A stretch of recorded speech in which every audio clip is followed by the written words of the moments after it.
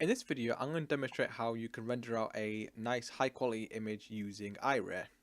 So once you're finished with your model, like I am with this barrel, we can use Iray to make a really nice high quality rendered image. So I click on this little camera, it'll bring us into Iray. So you'll see that your scene might be a little bit slower. That's because it is rendering it out. So if you have a very complex image, it might take a little while to render. So first things first, we're going to look at the render settings, which is this little magnifying glass icon here.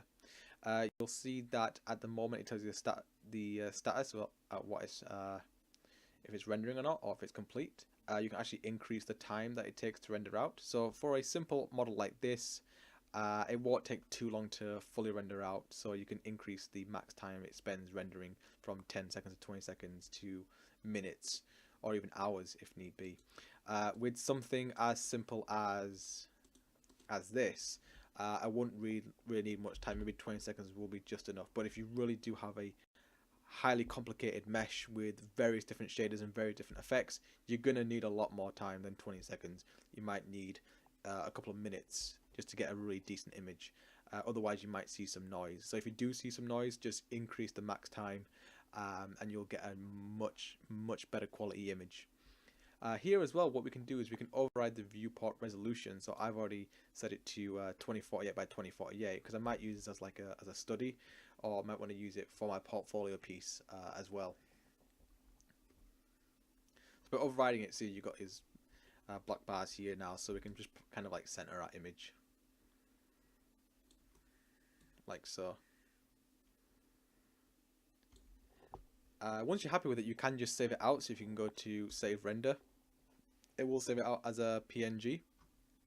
So you could just save it, give it a name, save it out, or you can actually share it directly to your ArtStation account. So if you click on here, you can send it to ArtStation. So if you go to the display settings really quick, you can see that although you can't really change the opacity or the blur, you can change the environment map, which will also cause some shadowing as well. You can change the lighting, so you can rotate the environment around, so we can obviously change where the shadows will be. So again, it is being quite slow because it is always trying to render it at the same time. So you might be a little bit patient with this. So if you don't want the background, what you can do is under dome, you can have just a clear color, so you can have like a nice clear background.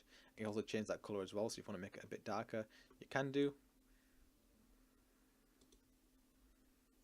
And you can also change the environment map as well, because don't forget these environments have their own set of lighting effects as well.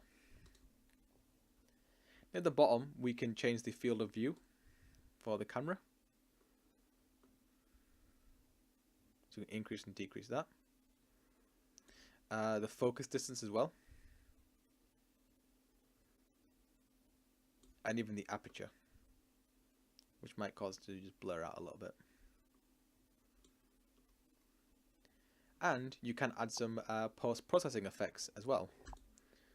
So here what I've done is I've added a bit of color correction. So if I turn that off, you can see that I've just lightened up the image a little bit, increased the contrast, the saturation. I've also changed with the white balance as well. And you might want to add in some anti-aliasing as well, to see if it makes much difference. Tone mapping, glares, anything that you wish that you want to add, you can just add it here. So the shadow is quite intense, so I'm going to just lower that down a little bit until you have something like this. And again, once you're happy with it, all you got to do is go to the render settings. Once it's finished rendering, just save render, and you can put it to your portfolio.